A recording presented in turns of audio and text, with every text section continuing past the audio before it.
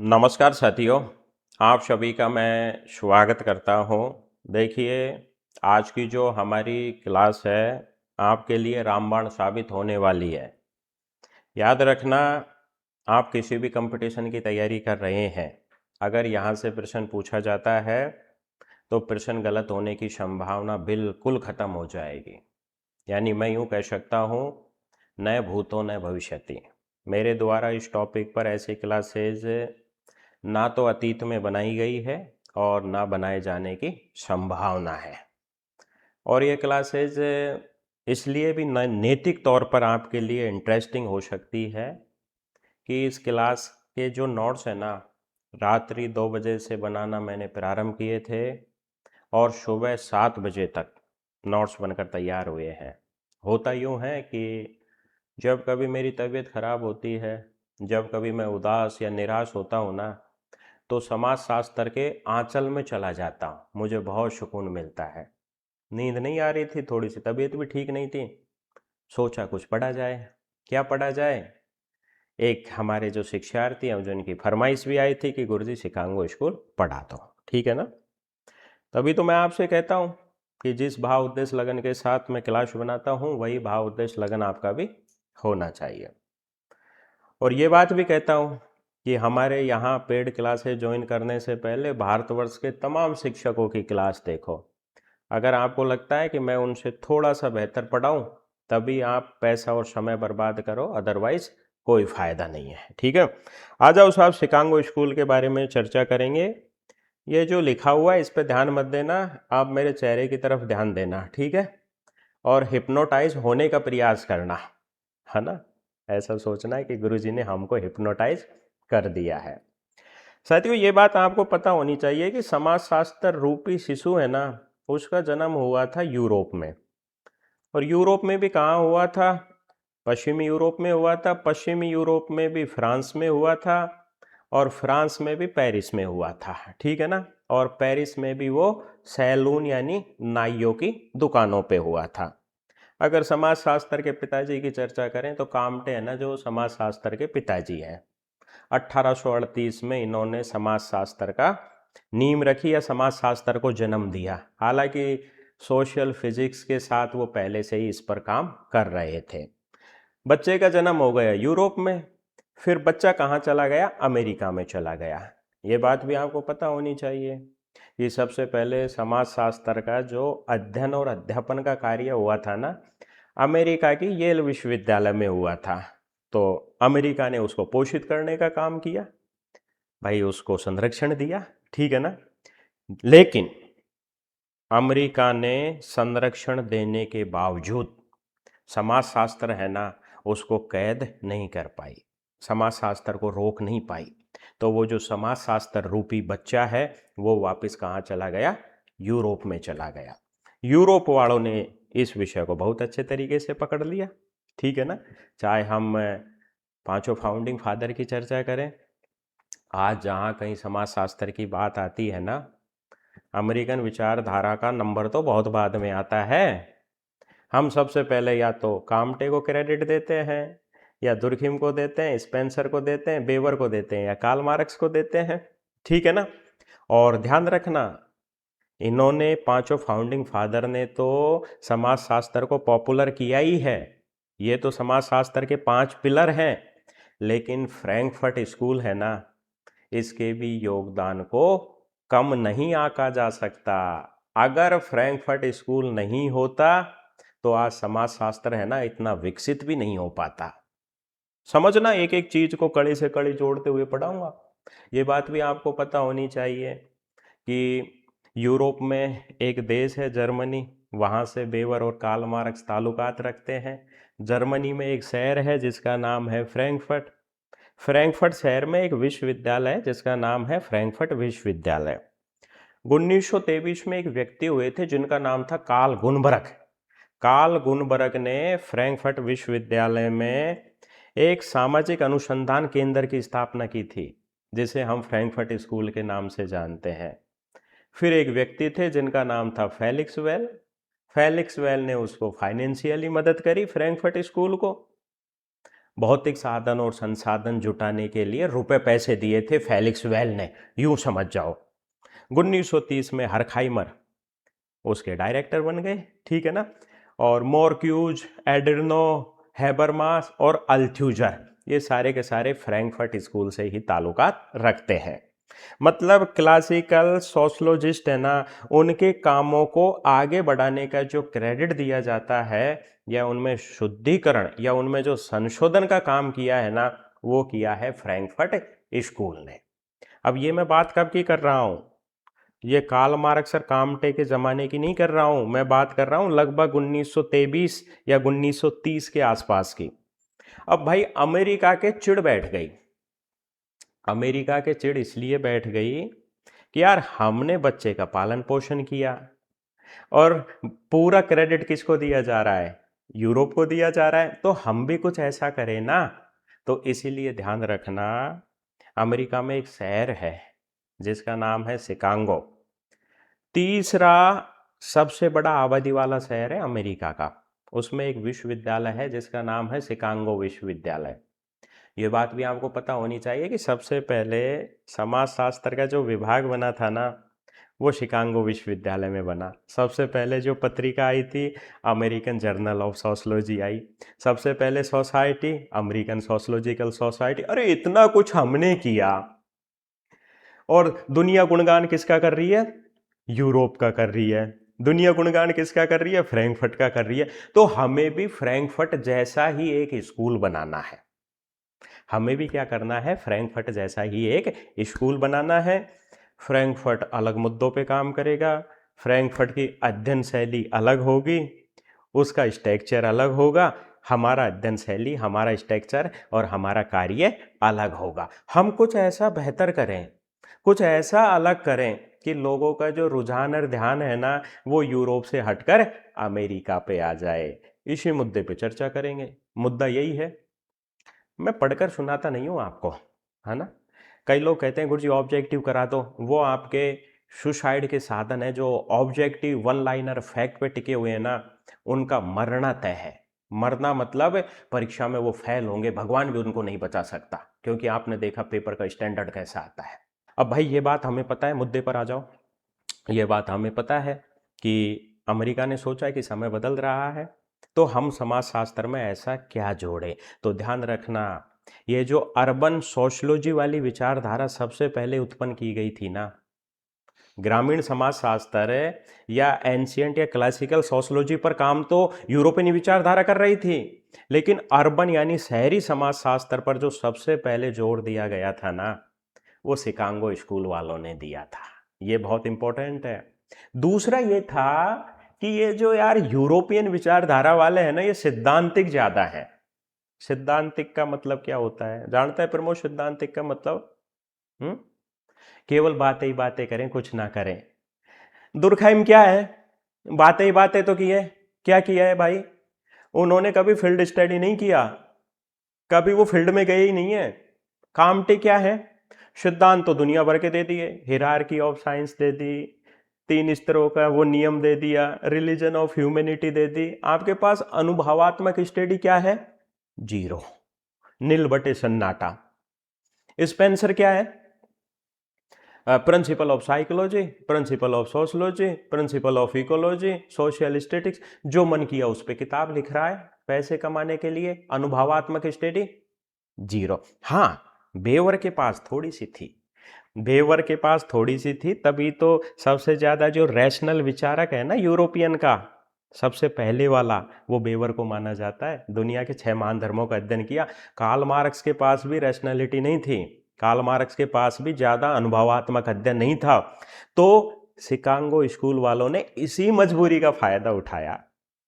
Chicago school वालों ने कहा कि ये लोग केवल ही बातें बातें करते हैं। जैसे हम देखते हैं आज आराम कुर्सी के समाजशास्त्री बड़े बड़े मेट्रो शहरों में वातानुकूलित कमरों में बैठे हुए लोग रूरल सोशलॉजी की बातें करते हैं, उनके पास अनुभवात्मक स्टडी क्या है, जीरो है।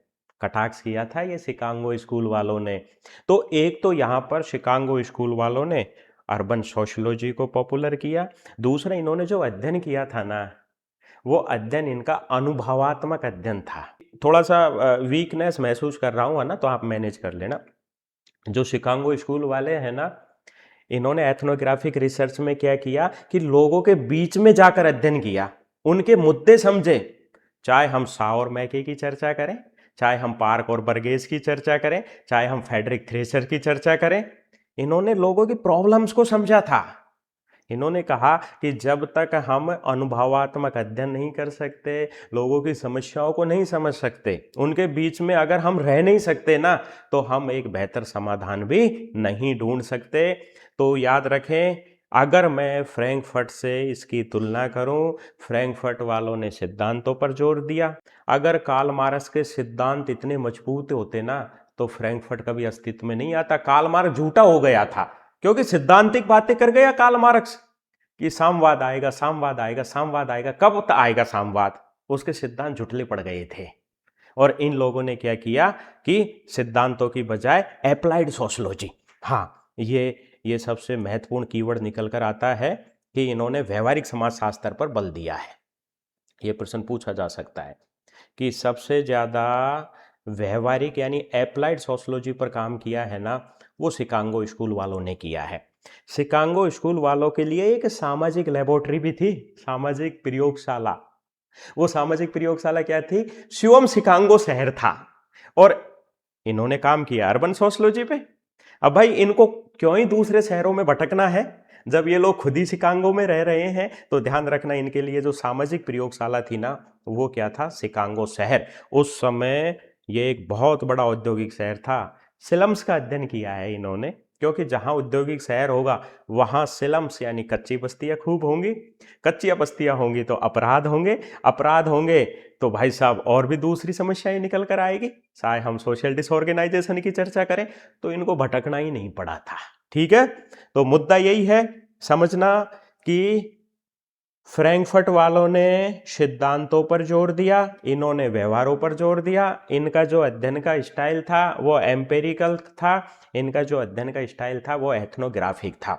इनके लिए जो सोशल लेबोरेटरी थी वो स्वयं क्या था? शिकागो शहर था। ठीक है ना। और शिकागो विश्वविद्यालय में एक डिपार्टमेंट बना हुआ है। जैसे साथियों हम चर्चा करें, चूंकि मैं तो राजस्थान विश्वविद्यालय का प्रोडक्ट हूं ना, जैसे हम चर्चा करें राजस्थान विश्वविद्यालय, या हम चर्चा करें लखनऊ विश्वविद्यालय, इलाहाबाद विश्वविद्यालय, जब कभी विश्वविद्यालयों में जाते हैं ना, जब अलग अलग विभाग बने रहते हैं, अलग अलग बिल्डिंग्स होती है, department of sociology, department of political science, department of geography, उसी तरीके से शिकागो विश्वविद्यालय में ये एक अलग से डिपार्टमेंट है।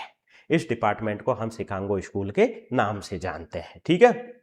जैसे फ्रैंकफर्ट विश्वविद्यालय में एक अलग से डिपार्टमेंट था, जिसे हम फ्रैंकफर्ट विश्वविद्यालय, फ्रैंकफर्ट स्कूल बोलते हैं। अब देखो साहब, जैसे साथियों अगर मैं शिकागो स्कूल के कार्यशैली या महत्वपूर्ण की पॉइंट की बात करूं, तो एक तो इन्होंने एम्पेरिकल स्टडी पर जोर दिया। एक यहां पर याद रखें कि इनका जो अध्ययन का अप्रोच था ना, वो गुणात्मक था, मात्रात्मक नहीं था। ठीक है, इनका जो अध्ययन का अप्रोच था वो गुणात्मक था। इन्होंने एथनोग्राफिक अध्ययन किया है। अब जैसे साथियों हम चर्चा करें, किसी के व्यवहार का पता लगाना हो, है ना, किसी की राय जाननी हो, ठीक है ना, और जिसके बाद में किसी के मनोवृत्ति का पता लगाना हो ना, तो उस सिचुएशन में हम गुणात्मक आंकड़ों को काम में लेते हैं। जिसके बाद में इनका जो अध्ययन का स्टाइल था वो लाइफ हिस्ट्री बेस्ड था। ठीक है ना, इन्होंने केस स्टडी को काम में लिया है, इन्होंने सहभागी अवलोकन किया है, और मैप्स वगैरह इत्यादि को काम में लिया है। ठीक है, ये इंपॉर्टेंट है। मतलब कुल मिलाकर आप यूं समझ सकते हैं कि इन्होंने सामाजिक संरचना और ह्यूमन इकोलॉजी, यानी समाज का स्ट्रक्चर कैसा बनता है और उस स्ट्रक्चर के अनुसार मनुष्य किस तरीके का व्यवहार करता है, प्रमुख रूप से इनका जो काम था वो इसी के ऊपर था। ठीक है, शिकागो स्कूल से जुड़े हुए प्रमुख समाजशास्त्री, जैसे साथियों हम फ्रैंकफर्ट की चर्चा करें, कार्ल गुनबर्ग, है ना, मैं समझा देता हूं तुलनात्मक तौर पर। जो कार्ल गुनबर्ग है ना, इन्होंने सबसे पहले 1923 में फ्रैंकफर्ट स्कूल की स्थापना की थी। जिसके बाद में अगले व्यक्ति थे, उनका नाम था फेलिक्स वेल। फेलिक्स वेल ने फाइनेंशियली मदद की थी। फिर जिसके बाद में मिस्टर हरखाइमर है ना, वो 1930 में फ्रैंकफर्ट स्कूल के डायरेक्टर बन गए थे। जिसके बाद में एडिर्नो, ये भी फ्रैंकफर्ट स्कूल से आता है। जिसके बाद में मार्क्यूच है ना, मार्क्यूच वो भी फ्रैंकफर्ट से आता है। जिसके बाद में हैबरमास, हैबरमास भी फ्रैंकफर्ट से आता है। और जिसके बाद में अल्थ्यूजर है ना, अल्थ्यूजर भी फ्रैंकफर्ट से आता है। ये तो थे फ्रैंकफर्टवादी। याद रखना ये सभी के सभी आपके लिए इम्पोर्टेंट है। रॉबर्ट पार्क और बर्गेस ये शिकागो से ताल्लुकात रखते हैं। थॉमसन ये शिकागो से ताल्लुकात रखते हैं। जेन निकी ये शिकागो स्कूल से ताल्लुकात रखते हैं। लुइस वर्थ हो गया, नेल्स एडरसन हो गया, सा और मैके हो गया, जिसके बाद में फेडरिक थ्रेचर हो गया और फ्रैंकलिन फ्रेजर हो गया। ये सारे के सारे शिकागो संप्रदाय से ताल्लुकात रखते हैं। जिसके बाद में साथियों अगर हम स्मॉल की चर्चा करें, ये भी प्रश्न बहुत इम्पोर्टेंट है कि शिकागो स्कूल को जो स्थापित करने का क्रेडिट दिया जाता है ना, यानी शिकागो स्कूल के जो फाउंडिंग फादर थे, उधर तो ध्यान रखना फ्रैंकफर्ट के फाउंडिंग फादर कौन थे, कार्ल गुनबर्ग है ना। फ्रैंकफर्ट के फाउंडिंग फादर थे उधर तो कार्ल गुनबर्ग। यहाँ पर जो शिकागो के फाउंडिंग फादर थे वो थे एल्बिन वुडबरी स्मॉल, AW स्मॉल बोलते हैं इसको, ठीक है। शॉर्ट फॉर्म में इसको बोला जाता है AW स्मॉल। और ध्यान रखना 1892 में ये जो मिस्टर स्मॉल है ना, इन्होंने सबसे पहले शिकागो स्कूल में समाजशास्त्र विभाग की स्थापना की थी। ये भी बहुत इंपॉर्टेंट है। हमारे यहाँ समाजशास्त्र विभाग की स्थापना कब हुई थी, 1919 में हुई थी। 1914 में तो हमारे यहाँ UG लेवल पर समाजशास्त्र प्रारंभ हो गया। फिर जिसके बाद में 1919 में PG का एक अपना विभाग बन गया और जिसके HOD थे पैट्रिक गिडिंस। और फाइनली 1924 को मिस्टर घुरिये है ना, उसको HOD बना दिया जाता है। तो यहाँ पर शिकागो विश्वविद्यालय में जो समाजशास्त्र विभाग की स्थापना की थी उसका क्रेडिट दिया जाता है AW स्मॉल को, ठीक है ना। और ध्यान रखना इनकी एक बहुत फेमस किताब है an introduction to the study of society, 1894 में लिखी गई थी। एक तो स्मॉल और इनके साथ जुड़ा हुआ एक दूसरा व्यक्ति है विंसेंट। स्मॉल तथा विंसेंट ने एक किताब लिखी थी। ये प्रश्न पूछा भी गया है, RPSC असिस्टेंट प्रोफेसर में पूछा था, an introduction to the study of society, Small की है। अमेरिकन जर्नल ऑफ सोशलॉजी, ध्यान रखना इसकी स्थापना हुई थी 1895 में। इसके जो संस्थापक माने जाते हैं ना, वो भी AW स्मॉल माने जाते हैं, ठीक है। फिर जिसके बाद में अमेरिकन सोशलॉजिकल सोसाइटी, जिसकी स्थापना हुई थी 1905 में, उसके सह संस्थापक, प्रमुख संस्थापक तो नहीं थे लेकिन जो फाउंडिंग मेंबर थे ना, उन फाउंडिंग मेंबर में भी यहाँ पर WA स्मॉल का नाम आता है, ठीक है ना। AW स्मॉल या WA स्मॉल है ना, कंफ्यूज मत होना। अगर साथियों हम मिस्टर स्मॉल की चर्चा करें तो स्मॉल साहब है ना, उन्होंने 6 प्रकार के हितों की बात की है। स्मॉल यूं कहता है कि मानव के जितने भी व्यवहार होते हैं ना, मानव जो भी क्रिया करता है वो अपने इंटरेस्ट के आधार पर क्रिया करता है। तो 6 प्रकार के इंटरेस्ट बताए स्मॉल ने। सबसे पहला जो इंटरेस्ट बताया है वो हेल्थ का बताया है। फिर जिसके बाद में वेल्थ का बताया है। फिर जिसके बाद में सामाजिक संबंधों का बताया है। फिर ज्ञान का बताया है। फिर सौंदर्य का बताया है। फिर नैतिक उत्थान का बताया है। 6 प्रकार के इंटरेस्टों की बात की है स्मॉल ने। और स्मॉल साहब ने क्या कहा है कि इन्हीं इंटरेस्टों के आधार पर, क्योंकि भाई व्यक्ति को मान लो कि अपना हेल्थ सही रखना है तो भोजन के लिए प्रयास करेगा, हेल्थ सही रखने के लिए उसे सेक्स की भी आवश्यकता पड़ेगी, ठीक है ना, यौन संबंध भी बनाने पड़ेंगे। तो इसके लिए वो क्या करेगा, दूसरे लोगों से इंटरेक्शन करेगा, मतलब सामाजिक व्यवहार स्थापित करेगा। जैसे मान लो कि उसे धन की आवश्यकता है, अब ये तो है नहीं कि अकेला व्यक्ति खुद से धन कमा सकता है, या तो वो कहीं जॉब करेगा या खुद का बिजनेस स्टार्ट करेगा। अगर वो खुद का बिजनेस स्टार्ट करेगा तो पूरा का पूरा जो एम्पायर है बिजनेस का वो अकेला व्यक्ति नहीं संभाल सकता, उसे और लोगों की आवश्यकता पड़ेगी तो वो उनके साथ सामाजिक व्यवहार करेगा, ठीक है ना। जिसके बाद में सामाजिक संबंध, जिसमें परंपराएं हो गई, रिचुअल्स हो गए, कस्टम हो गए, टोटम हो गए, शादी हो गया, विवाह हो गया, ठीक है ना, शादी विवाह एक ही होता है, परिवार हो गया, नातेदारी हो गया, भाई इन सब के लिए उसे सामाजिक संबंध बनाने पड़ेंगे, ठीक है। ज्ञान, अब ऐसा तो है नहीं कि बिना ज्ञान के ये सब कुछ संभव है, तो ज्ञान की बात करें, सौंदर्य की बात करें या नैतिक उत्थान की बात करें, ये 6 प्रकार के इंटरेस्ट बताएं स्मॉल ने। और स्मॉल कहता है कि ये 6 प्रकार के इंटरेस्ट होते हैं ना, इंटरेस्ट को बोलते हैं हित, हित को बोलते हैं स्वार्थ, इसको ऐसा समझ लो, हित को बोलते हैं स्वार्थ। अगर ये स्वार्थ ही ना हो ना तो व्यक्ति किसी को कुछ समझ ही नहीं सकता। इनके लिए ही व्यक्ति क्या करता है, एक दूसरे संपर्क। जैसे साथियों, एक व्यक्ति हुए थे जिनका नाम था फ्रायड, सिगमंड फ्रायड, है ना।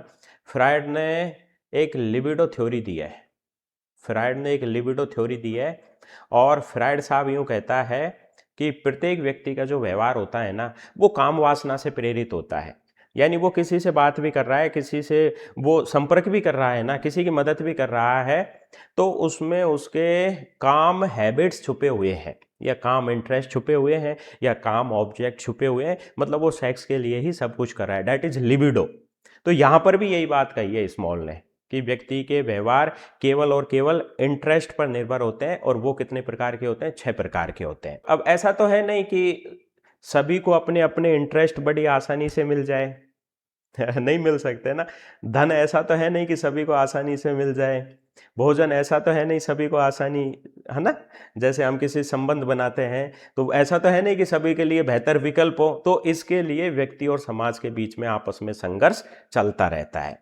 और इन संघर्षों को जो नियंत्रित करने का काम करता है वो होता है राज। मतलब कुल मिलाकर याद रखें, स्मॉल यूं कहता है कि समाजशास्त्र का काम समूह और उनके इंटरेस्ट का अध्ययन करना होता है। ये बहुत इंपॉर्टेंट है। समाजशास्त्र का काम होता है कि समूह और व्यक्तियों के इंटरेस्ट का अध्ययन करें। जैसे समूह की बात तो जॉनसन भी करता है कि समाजशास्त्र है जो समूह का अध्ययन है, ठीक है। तो ध्यान रखना, जो शिकागो स्कूल है उसके जो फाउंडिंग फादर माने जाते हैं वो मिस्टर स्मॉल माने जाते हैं। एक प्रश्न तो ये बनकर तैयार हो गया। दूसरा प्रश्न कि शिकागो विश्वविद्यालय में सबसे पहले जो समाजशास्त्र विभाग की स्थापना हुई थी 1892 में, उसके प्रमुख संस्थापक मिस्टर स्मॉल थे। फिर इनकी एक बहुत फेमस किताब an introduction to the study of society जो इन्होंने विंसेंट के साथ मिलकर लिखी थी। फिर अमेरिकन जर्नल ऑफ सोशोलॉजी जो समाजशास्त्र की पहली पत्रिका है 1895 में आई थी, उसके संस्थापक भी स्मॉल ही हैं जो शिकागो स्कूल से ताल्लुकात रखते हैं। फिर ये जो समाजशास्त्र का जो परिषद या समिति बनी थी ना, अमेरिकन सोशोलॉजिकल सोसाइटी, ध्यान रखना इसके ये फाउंडिंग मेंबर भी हैं, ठीक है। और इंटरेस्टों की बात स्मॉल करता है, स्मॉल ने 6 प्रकार के इंटरेस्ट बताए हैं। आ गया समझ में, स्मॉल समझ में आ गया। अब देखो साहब, जिसके बाद में जो अगला निकल कर आता है ना, इसको आप थॉम्स और नैन की बोल दो, ठीक है। नेट की परीक्षा में जो प्रश्न पूछा गया था ना उसमें थॉम्स और नैन की था, है ना। तो ये जो थॉम्स और नैन की है ना, इनका ताल्लुकात भी किससे है, शिकागो स्कूल से है, ठीक है। इनकी बहुत फेमस किताब है the polish peasant in Europe and America. ये पॉलिश होता है पोलैंड, है ना। पॉलिश का मतलब है पोलैंड के निवासी। पोलैंड के निवासियों को हम पोलिश बोलते हैं, जैसे चीन के निवासियों को हम चीनी बोलते हैं ना, वैसे ही पोलिश बोला जाता है पोलैंड के निवासियों को। यूरोप और अमेरिका में पोलिश के किसान। ध्यान रखना, यहाँ पर ये जो थॉम्स और नैन की है ना, इन्होंने पोलिश प्रवासियों का अध्ययन किया था। यानी पोलिश के लोग, जो कुछ लोग तो यूरोप में चले गए और कुछ लोग अमेरिका में चले गए, है ना। फिर इसके लिए इन्होंने हजारों लेटर्स लिखे। मतलब ऐसा माना जाता है कि थॉम्स और नैन की है ना, इन्होंने 15,000 से ज़्यादा लेटर लिखे थे अपने अध्ययन करने के लिए, ठीक है। इन्होंने दुनिया भर की आत्मकथाओं का अध्ययन किया, दुनिया भर के सरकारी दस्तावेजों का अध्ययन किया। मतलब मैंने कहा ना कि जो शिकागो स्कूल वाले हैं ना, वो एम्पिरिकल स्टडी यानी अनुभवात्मक अध्ययन पर बल देते हैं, सिद्धांतों की बात नहीं करते, ठीक है। कुल मिलाकर हम यूं कह सकते हैं कि इनका अध्ययन समाजशास्त्र और मनोविज्ञान दोनों का संयोजन माना जाता है। प्रमुख अवधारणाएं, जैसे इन्होंने एटीट्यूड पर काम किया है, वैल्यूज पर काम किया है, डेफिनेशन ऑफ सिचुएशन पर काम किया है। कुल मिला के मुद्दा यही है कि थॉमस और नैनकी ये शिकागो स्कूल से ताल्लुकात रखते हैं। The polish peasant in Europe and America, ये इनकी फेमस किताब है। इन्होंने पॉलिश के किसानों का अध्ययन किया है, जो कुछ किसान यूरोप में चले गए, कुछ अमेरिका में चले गए। अमेरिका में भी शिकागो शहर में आकर जो पॉलिश के किसान आए हैं ना, उनका अध्ययन किया है। ठीक है। फिर जिसके बाद में अगला निकल कर आता है रॉबर्ट पार्क और बर्गेस, जिन्हें हम पार्क एम बर्गेस के नाम से जानते हैं। इनकी बहुत फेमस किताब है introduction to the science of sociology. ठीक है, ये इनकी बहुत फेमस किताब है introduction to the science of sociology. और याद रखना ये द सिटी एक मैक्स वेबर की किताब और है, ये भी इंपॉर्टेंट है। द सिटी एक इनकी भी किताब है पार्क एम बर्गेस की, और द सिटी है ना, ये वेबर की भी किताब है। मेनली पार्क और बर्गेस है ना, इन्होंने अर्बन सोशोलॉजी पर काम किया। अर्बन सोशोलॉजी में भी इन्होंने ह्यूमन इकोलॉजी पर काम किया है। ह्यूमन इकोलॉजी का मतलब यही होता है कि जो शहर का तंत्र, यानी जो शहर की संरचना है ना, वो किस तरीके से मानव के व्यवहारों को प्रभावित करती है। और ध्यान रखना, सामाजिक अंत्यक्रिया के 4 चरण बताए इन्होंने। संपर्क, फिर जिसके बाद में संघर्ष, फिर जिसके बाद में समायोजन, और जिसके बाद में एसिमिलेशन। ठीक है ना। सबसे पहले क्या होता है, संघर्ष होता है, संपर्क होता है। संपर्क के बाद में फिर क्या होता है, संघर्ष होता है। संघर्ष के बाद में फिर स्थिति है ना, वो ठीक हो जाती है, मतलब समायोजन हो जाता है। और समायोजन ऐसा हो जाता है कि 2 जिस्म एक जान पूरी तरीके से घुल मिल जाते हैं। तो सामाजिक अंत्यक्रिया के इन्होंने 4 चरण बताए हैं। और ध्यान रखना, संघ केंद्रीय क्षेत्र का सिद्धांत भी दिया है इन्होंने। शहर को 5 भागों में वर्गीकृत किया है। सबसे पहले व्यवसायिक क्षेत्र, फिर जिसके बाद में संक्रमण क्षेत्र, फिर वर्किंग एरिया, फिर रेजिडेंशियल एरिया, और सब अर्बन एरिया। ये बहुत इंपॉर्टेंट है, ये पूछा गया प्रश्न है नेट की परीक्षा में, कि इन्होंने संघ केंद्रित क्षेत्र का जो सिद्धांत दिया है उसको 5 भागों में वर्गीकृत किया है। इसमें जो पहला एरिया होता है वो व्यापारी केंद्र होता है, जहां पर व्यापारी गतिविधियां संचालित की जाती है। दूसरा संक्रमण क्षेत्र होता है, झुग्गी झोपड़ियां होती है, अपराध वगैरह होते हैं, है ना। तीसरा एरिया वो होता है, क्योंकि शिकागो शहर का अध्ययन किया है ना इन्होंने, तीसरा वो होता है जहां पर वर्किंग क्लास के लोग रहते हैं, मजदूरी करने वाले। चौथा वो होता है जो आवासीय होता है, नौकरी पैसा वाले लोग रहते हैं। पांचवा होता है उपनगर, मतलब शहर से दूर ही एक छोटी बस्ती या छोटा शहर बन जाता है। ठीक है ना। आपसी प्रतिस्पर्धा से ये शहर बनते हैं, जब लोगों में प्रतिस्पर्धा होती है ना, तब इस तरीके के क्षेत्र बन जाते हैं। ठीक है। तो इंपॉर्टेंट यही है, रॉबर्ट पार्क एम बर्गेस ये शिकागो स्कूल से ताल्लुकात रखते हैं। ये इनकी 2 फेमस किताबें, द सिटी और introduction to the science of sociology. ठीक है। इन्होंने ह्यूमन इकोलॉजी पर काम किया है। सामाजिक क्रिया या सामाजिक अंत्यक्रिया के 4 चरण बताए हैं। और ध्यान रखना, सह केंद्रित क्षेत्र सिद्धांत में इन्होंने 5 भागों में वर्गीकृत किया है। ठीक है। फिर जिसके बाद में एक स्लम्स एरिया का अगर हम अध्ययन की चर्चा करें, तो स्लम्स एरिया का अध्ययन एक तो नेल्स एडरसन ने किया है और एक लुइस वर्थ ने किया है। ठीक है। ये नेल्स एडरसन की बहुत फेमस किताब है, द होबो, the sociology of the homeless man, इस किताब का पूरा नाम है। कभी कभार परीक्षा में केवल इतना ही पूछ लिया जाता है, द होबो। ठीक है। ये किताब लिखी गई थी 1923 में। और द गैटो, ये लुइस वर्थ की किताब है, गैटो की अवधारणा, है ना। ये किताब लिखी गई थी 1928 में, एक 23 में लिखी है, एक 28 में। द होबो है ना, इसमें बेघर लोगों का अध्ययन किया है। और इन्होंने एक निष्कर्ष निकाला कि जो बेघर लोग हैं ना, जिनके अपने खुद के घर नहीं है, यानी जो घुमक्कड़ प्रजाति के होते हैं, बेघर का मतलब उसमें दूसरी जगह से आए हुए लोग भी हो सकते हैं, संस्थाओं के प्रति उनका विश्वास खत्म हो जाता है। और संस्थाओं के प्रति होता भी है विश्वास खत्म, क्योंकि भाई संस्था उनको घर ही नहीं दे पाई, तो वो कैसे विश्वास करें। तो ये निष्कर्ष निकाला है इन्होंने, नेल्स एडरसन ने। और लुइस वर्थ की चर्चा करें, इन्होंने यहूदी बस्ती का अध्ययन किया है। मेनली साथियों, ये जो गैटो की अवधारणा है ना, इसको आप ऐसा कर सकते हैं, गैटो की अवधारणा एक मानसिक सिचुएशन है।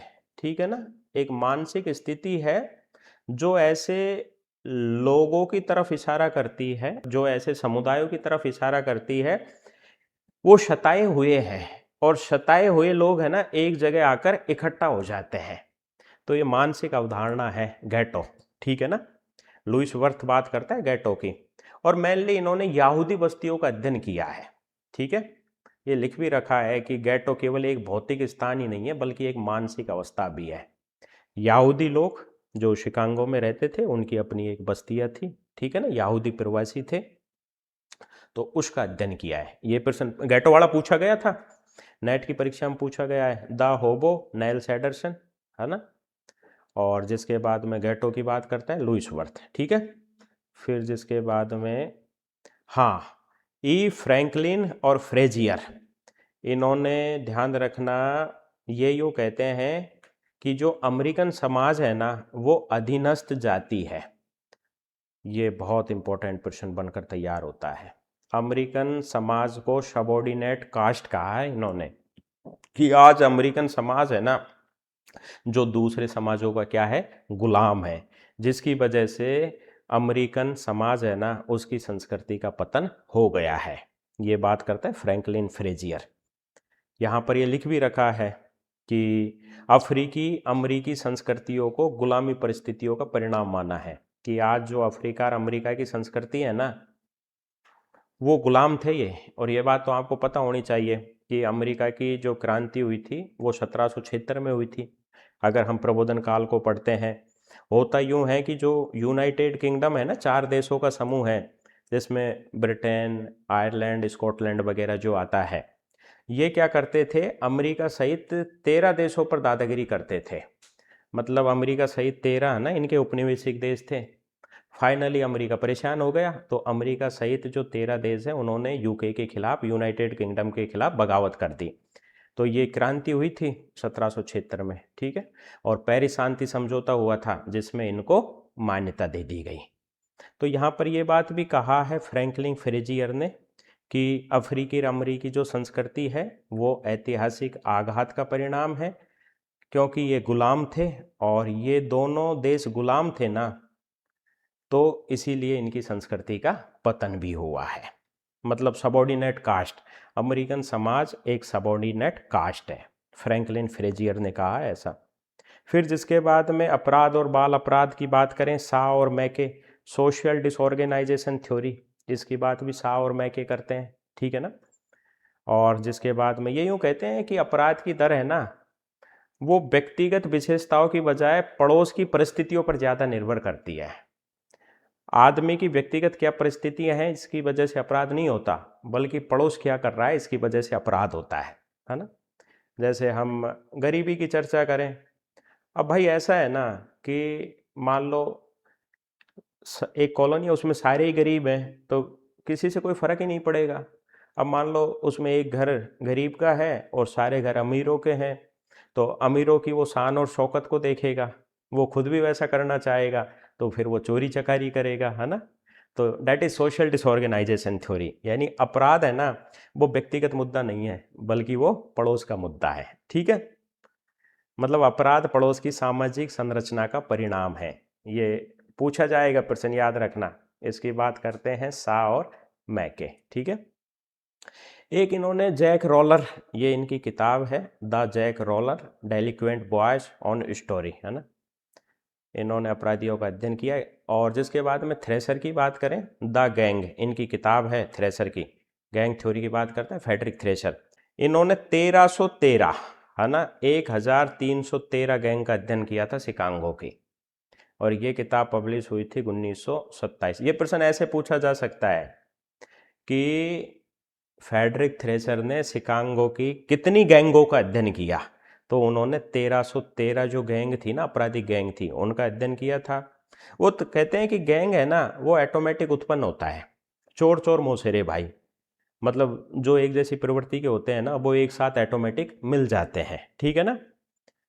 और गैंग सामाजिक विघटन का परिणाम है, इसकी बात भी कौन करता है, फ्रेडरिक थ्रेचर करता है। मतलब निष्कर्ष यही है आज की क्लास का कि शिकागो स्कूल है ना, एक तो एम्पेरिकल स्टडी की बात करता है, एक अर्बन सोशोलॉजी की बात करता है, और एक एप्लाइड सोशोलॉजी की बात करता है, जबकि फ्रैंकफर्ट में इन सारी विशेषताओं का अभाव था, ठीक है ना। व्यक्ति, समूह और पर्यावरण के बीच में संबंधों पर चर्चा करने की बात करता है, या संबंधों पर वो ध्यान देता है, ठीक है ना। आधुनिक समाज को समझने पर वो बल देता है, और शिकागो स्कूल ने शहर को समाजशास्त्र का केंद्र बनाया। इम्पोर्टेंट यह है कि इन्होंने गुणात्मक शोध को मजबूती दी, मात्रात्मक की बजाय गुणात्मक शोध पर ज़्यादा ध्यान दिया। अपराध, माइग्रेशन, झुग्गी झोपड़ियाँ इत्यादि की समझ पैदा करी, है ना, और आधुनिक नगरीय समाजशास्त्र की नींव रखी। ये इसका निष्कर्ष है कि अनुभवात्मक स्टडी को पॉपुलर किया है, अर्बन सोशोलॉजी को पॉपुलर किया है, व्यवहारिक समाजशास्त्र पर बल दिया है, ह्यूमन इकोलॉजी पे काम किया है, ठीक है। गुणात्मक शोध है ना, उसको मजबूती से प्रस्तुत किया है। ये बहुत इंपॉर्टेंट, ठीक है। ये लो साहब, आपकी क्लास कंप्लीट हो जाती है। मैं बताऊं समराइज, सोशल डिसऑर्गेनाइजेशन थ्योरी, इसकी बात शाह और मैके करते हैं। अपराध व्यक्तिगत मुद्दा नहीं है, अपराध पड़ोस का मुद्दा है, ठीक है ना। फिर जिसके बाद में द जैक रोलर, ये शाह की किताब है। द गैंग थ्योरी, ये फेडरिक थ्रेचर की है, ठीक है ना। 1313 गैंगों का इन्होंने अध्ययन किया था, 1927 में किताब पब्लिश हुई थी। फिर जिसके बाद में फ्रैंकलिन फ्रेजियर, इन्होंने अमेरिकन समाज को सबॉर्डिनेट कास्ट कहा है, ठीक है। और इन्होंने कहा है कि ये दास थे, अफ्रीकी समाज और अमेरिकी समाज दूसरे देशों के दास थे, इसीलिए इनकी संस्कृति का पतन हो गया, ठीक है ना। फिर जिसके बाद में नील सैंडरसन, द होबो, इनकी एक किताब है, बेघर लोगों का अध्ययन किया है। ये कहते हैं कि बेघर लोग है ना संस्थाओं पर विश्वास नहीं करते। लुइस वर्थ, इन्होंने द गैटो की अवधारणा दी थी। गैटो एक यहूदी बस्ती है ना, यहूदी बस्ती का इन्होंने एग्जाम्पल दिया था, वो उनकी एक मानसिक धारणा को एक तरीके से आइडेंटिफाई करती है, ठीक है ना। मतलब गैटो केवल एक भौतिक स्थान ही नहीं है, बल्कि एक मानसिक अवस्था भी है। फिर जिसके बाद में रॉबर्ट पार्क, ये किताब है introduction to the science of sociology, the city. The city है ना, वो बेवर की भी है। ह्यूमन इकोलॉजी पर इन्होंने काम किया है, ठीक है। और शहर को 5 क्षेत्रों में बांटा है। सबसे पहले व्यवसायिक केंद्र, फिर जिसके बाद में संक्रमण केंद्र या संक्रमण क्षेत्र, फिर श्रमिक वर्ग क्षेत्र, फिर आवासीय क्षेत्र, और जिसके बाद में उपनगर क्षेत्र, ठीक है। फिर जिसके बाद में थॉमस और नैन की, है ना, इनकी किताब है the polish peasant in Europe and America, ठीक है, पोलिश लोगों का अध्ययन किया है। फिर जिसके बाद में ये हो गया Small an introduction to the study of society, ये इनकी किताब है जो विंसेंट के साथ लिखी थी। सबसे पहले समाजशास्त्र विभाग को स्थापित करने का क्रेडिट दिया जाता है। अमेरिकन जर्नल ऑफ सोशोलॉजी इसके फाउंडर थे, और अमेरिकन सोशोलॉजिकल सोसाइटी इसके फाउंडिंग मेंबर थे। इन्होंने कहा कि मानव के व्यवहार है ना, वो इंटरेस्ट पर आधारित होते हैं। 6 प्रकार के इंटरेस्ट बताए हैं इन्होंने, ठीक है। ये लो साहब, ये सारे के सारे शिकागो स्कूल से जुड़े हुए हैं। सारी ये 3 महिलाएं हैं, है ना, ये भी शिकागो स्कूल से जुड़ी हुई है, ठीक है। ये शिकागो स्कूल की ये विशेषता हो गई। इस तरीके से आप पढ़ा करें, है ना। अब मुझे पूर्ण विश्वास है कि शायद ही आपका कोई डाउट रहा होगा क्लास में। पता है, जब हम ए से जेड तक पढ़ते हैं ना, क्या और क्यों की अप्रोच के साथ पढ़ते हैं, तो चीज़ें बड़ी आसानी से हमारे समझ में आ जाती हैं। जब हम तुलना, अब मान लो फ्रैंकफर्ट से हम इसकी तुलना ही नहीं करते कि फ्रैंकफर्ट क्या बात कर रहा है, शिकागो क्या बात कर रहा है, मूल अंतर ही नहीं पता, ठीक है। फ्रैंकफर्ट वाली क्लास देख लेना, मैंने यूट्यूब पे अपलोड कर रखी है। बाकी अच्छे से पढ़ें। अगर आप हमारी पेड क्लासेज लेना चाहते हैं, ये मोबाइल नंबर है, यहाँ पर आप कॉल कर सकते हो, या ये हमारा मोबाइल एप्लीकेशन है विवेक की क्लास, प्ले स्टोर पर जाकर आप इंस्टॉल करके भी हमारा कोर्स ज्वाइन कर सकते हो। लेकिन तुलना ज़रूर करना, ठीक है। बाकी अच्छे से पढ़ें। माँ शारदा प्रत्येक मनोकामना पूर्ण करें। Thank you.